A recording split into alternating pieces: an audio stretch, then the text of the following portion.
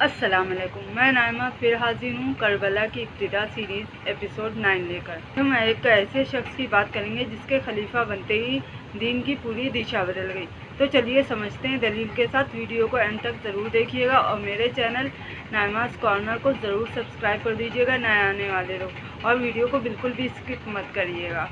آج اس ایپیسوڈ میں سوال یہ ہے کہ یزید کون تھا اور اس کے خلیفہ بنتے ہی دین پہ کیا اثر پڑا۔ یزید بن معاویہ حضرت معاویہ رضی اللہ تعالیٰ عنہ کا یہ بیٹا تھا۔ حضرت معاویہ رضی اللہ تعالیٰ عنہ عظیم صحابہ ہیں، بزرگ صحابہ ہیں، اور ان کا یہ بیٹا نالائق بیٹا تھا۔ حضرت معاویہ رضی اللہ تعالیٰ عنہ کی ہم لوگ جو ہیں ان کی قدر کرتے ہیں، ان کا احترام کرتے ہیں اور ان سے محبت کرتے ہیں، کیونکہ وہ صحابی رسول ہیں، اس لیے ان کی توہین نہیں کرتے ہیں اور نہ توہین ان کی کرنی چاہیے کسی کو۔ لیکن یہاں پہ یاد رکھنا چاہیے، اگر کسی کے گھر میں، کسی ولی کے گھر میں اگر شیطان بیٹا پیدا ہو جائے تو باپ کو کچھ نہیں کہنا چاہیے، ولی کو کچھ نہیں کہنا چاہیے۔ اسی طرح یزید جو ہے بیٹا نالائق بیٹا ان کا تھا، لیکن حضرت معاویہ رضی اللہ تعالیٰ عنہ کو جو لوگ توہین کرتے ہیں ان کی نہیں کرنا چاہیے، کیونکہ حضرت معاویہ رضی اللہ تعالیٰ عنہ صحابی رسول ہیں۔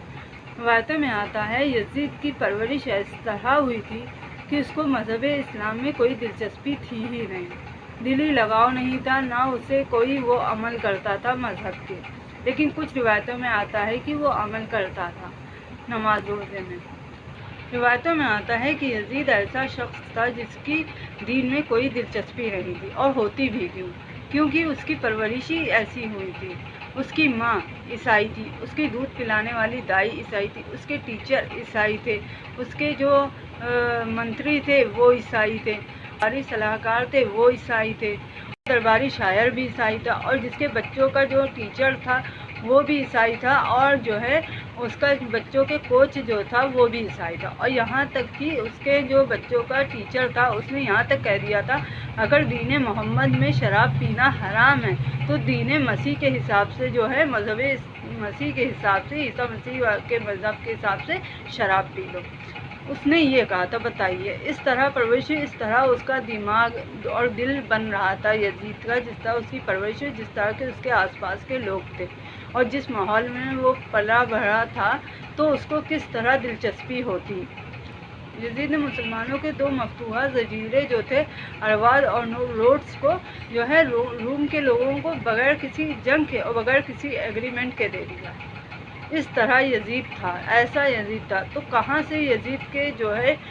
مسلمانوں کا خلیفہ بننے کے لائق تھا؟ وہ کہیں سے نہیں تھا، اور اسی کے خلاف روایتوں میں آتا ہے کہ یزید جو ہے دل سے اور ذہن سے ہی بدصورت نہیں تھا، وہ جو ہے یزید جو ہے جسمانی حیثیت سے بھی بدصورت تھا، وہ شکل سے بھی بدصورت تھا، اور اس کے جسم بھی موٹا تھا، اور پورے بدن پہ بال تھے اس کے، اور دل ہر طرح سے وہ بدصورت تھا۔ بچپن سے ہی اس کی تربیت جو ہے اسلامی ماحول میں نہیں ہوئی، نہ وہ سادہ مزاج تھا، وہ عیاش تھا، محلوں میں اس کی پرورش ہوئی، ہر چیز کی سہولت اس کو ملی ہوئی تھی، اس وجہ سے اور عیاش تھا وہ، اور وہ عیاشی کرتا تھا، حق مارتا تھا، ظلم کرتا تھا، یہاں تک کہ بنا نکاح کے جو ہے وہ جو ہے عورتوں کو رکھتا تھا، یہاں تک کہ روایتوں میں آیا ہے، اتنا وہ بد دماغ تھا۔ اور اس کے ہاتھ میں جب یہ حکومت جو ہے طاقت کے بل پہ اس کو حکومت مل گئی تو جو ہے دین اور حکومت جو ہے الگ الگ ہو گئے۔ پہلے جو ہے شورا کے اس سے ہوتا تھا تو دین اور حکومت ساتھ چلتے تھے، جس سے مسلمانوں کی بہتری ہوتی تھی اور مسلمان جو ہے بڑھ بھی رہے تھے اور مسلمانوں کا جو ہے مستقبل بھی سنور رہا تھا۔ لیکن اس کے خلیفہ بنتے ہی دین پہ کیا اثر پڑا اب میں آپ لوگ کو وہ بتاتی ہوں۔ اپنے 3 سالہ حکومت میں دین کی بہت بے حرمتی کی، دین کے سارے حدود کو اس نے توڑا، جو دین کی حدود تھی اس نے اس کو پامال کیا، سب توڑا اس نے حدود۔ اور یہاں تک کہ یہ بھی آتا ہے روایتوں میں کہ جب کربلا کی جنگ ہو گئی تو اس کی ماں جو عیسائی تھی، اس کی ماں عیسائی تھی، اس نے جو ہے یزید کی جشن میں جو ہے 11 محرم کو جو ہے اس نے روزہ رکھا تھا، اس لیے جو ہے بہت سے لوگ جو ہیں 10-11 کا، کچھ لوگ جیسے روزہ رکھتے ہیں ایسے 9-10 کا رکھتے ہیں، تو کچھ لوگ جو ہیں 10-11 کا سنی لوگ روزہ نہیں رکھتے، کیونکہ یزید کی جو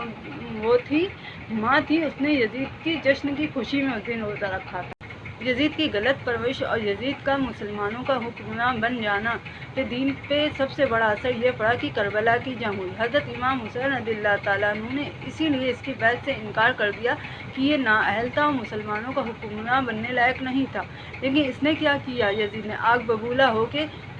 حضرت امام حسین رضی اللہ تعالیٰ عنہ کو شہید کرنے کا حکم دے دیا اور شہید کروا دیا۔ یزید جو ہے اتنا بدبخت تھا کہ اس کی جو ہے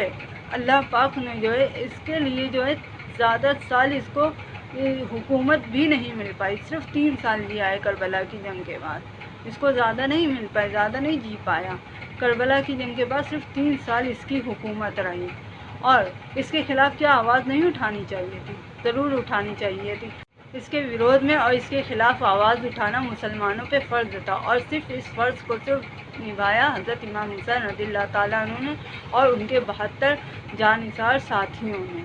تو دوستوں، یزید ایسا حکمران تھا جس کا کردار اور اس کی تربیت دونوں خراب تھی اور مسلمانوں کا حکمران بننے کے بالکل بھی لائق نہیں تھا، اور اس سے جو ہے دین پہ بہت برا اثر